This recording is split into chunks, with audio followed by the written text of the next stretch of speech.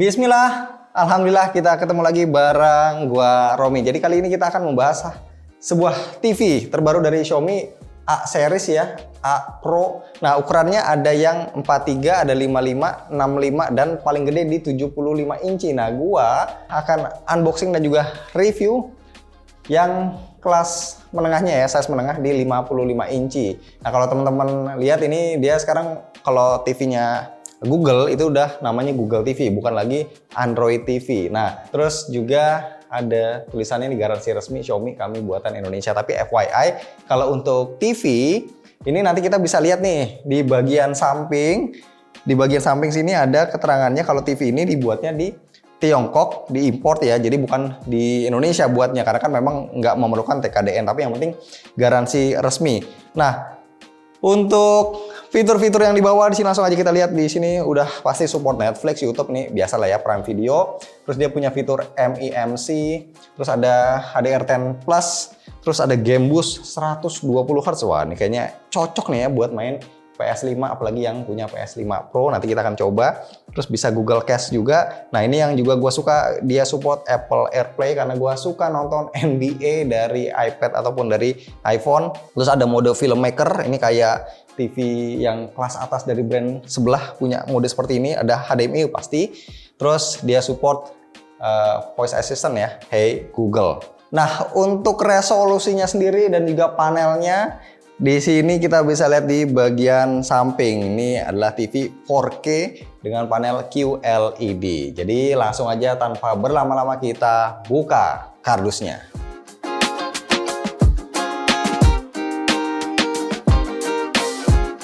Nah, jadi ini TV-nya sebenarnya bisa kita pegang sendiri ya. Maksudnya nggak terlalu berat-berat banget. Tapi kalau mau lebih aman pastinya harus berdua. Yuk Lex, bantuin lagi.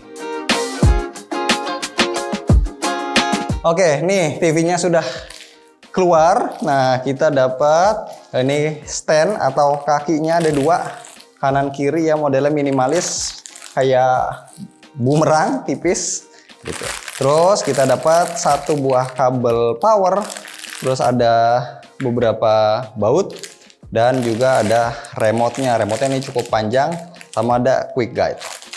1 week later. Oke, instalasi dan setup awalnya udah beginilah ya kira-kira bentuknya ketika udah selesai dipasang. Secara desain sih Mi TV E Pro 55 inch ini tuh bisa terbilang cukup mainstream ya, tapi walaupun harganya ada di 5 jutaan, dia framenya udah punya material metal dengan bezel yang cukup tipis waktu kita nyalain TV-nya. Nah, buat sebuah TV dengan panel QLED, TV ini kerasa tipis ya. Belum bisa setipis TV OLED pastinya, tapi masih lebih tipis dibanding average TV dengan panel LED kebanyakan. Dengan kakinya yang terpasang, tebal keseluruhannya itu ada di 31,2 cm. Bahkan bisa lebih tipis lagi kalau kita menggunakan wall bracket. Untuk portnya ada dua HDMI 2.0 dan satu HDMI 2.1, support All-ME-ARC, satu USB 2.0, satu RF port, satu Ethernet, satu output digital optik dan CI plus slot. Dan untuk konektivitasnya TV ini dia pakai Wi-Fi dual band 2,4 dan 5G dengan Bluetooth-nya versi 5.0. Kita bahas speknya dulu ya. Panelnya dia pakai QLED 4K, resolusinya 3840 x 2160 pixel, kedalaman warnanya 8 bit, 1,07 miliar warna, 94% di CIP3, refresh rate 60 Hz, kontras rasio 5000:1, dan panelnya udah support playback HDR10+.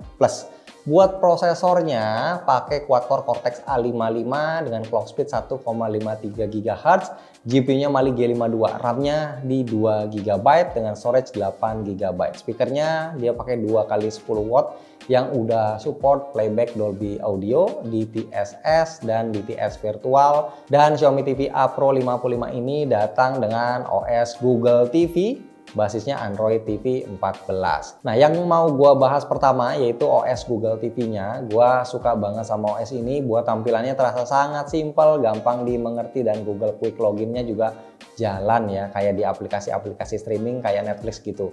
Kayak di Smart TV Xiaomi lainnya, di sini juga ada Patch Wall. Yes, Patch Wall ini salah satu UI khusus Smart TV Xiaomi. Di sini sebenarnya tampilannya mirip, tapi dia lebih simpel gitu. Di sini juga ada Xiaomi TV Plus, Xiaomi bakal kasih beberapa konten free alias gratisan. Overall, experience pakai OS Google TV-nya ini sangat menyenangkan ya. Semingguan pakai TV ini kerasa OS-nya itu smooth.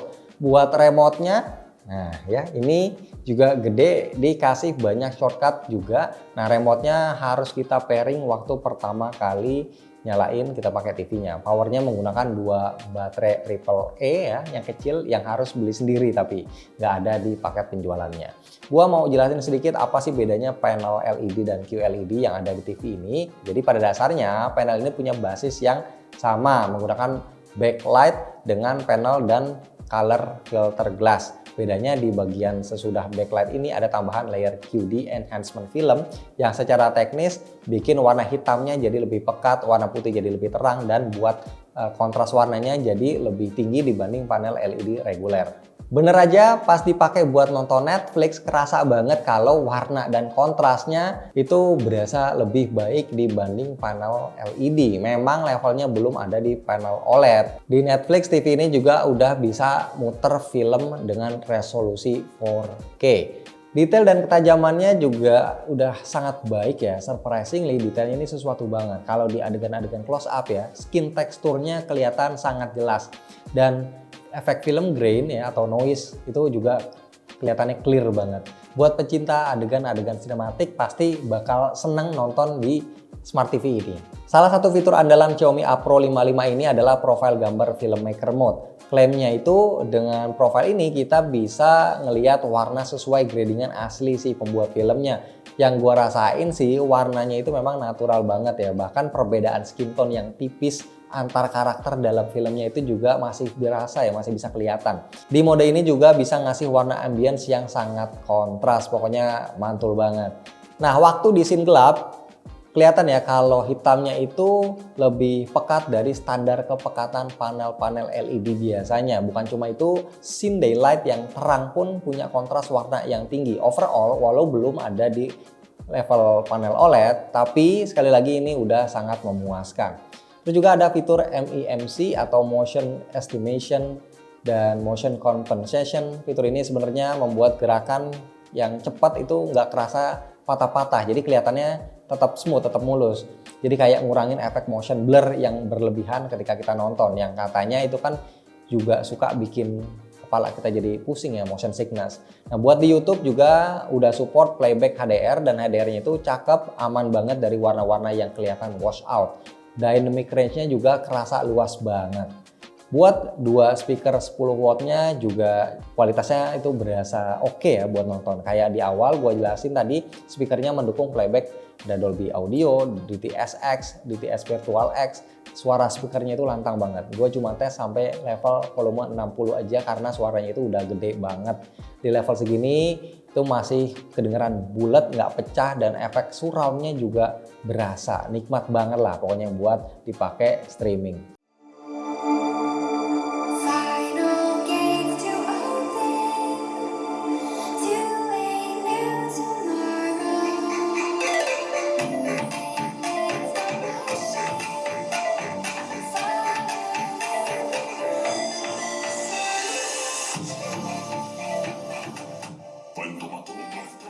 Gue juga nyobain TV ini buat main PS5 yang versi Pro. Kita bisa dapetin gambar 4K HDR, tapi kita harus switch HDMI mode-nya ke Enhance di Game Mode yang ada di menu settingan picture-nya.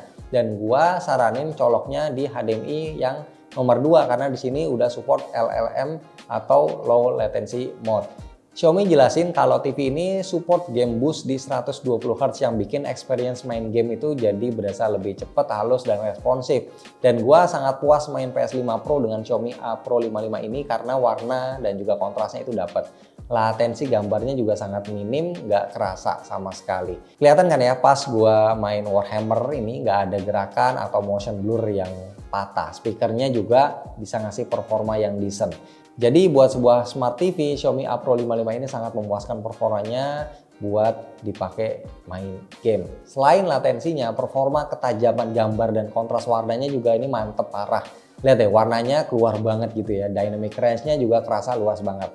Setiap sudutnya itu tajam dan detail-detail kecilnya itu kelihatan clear banget.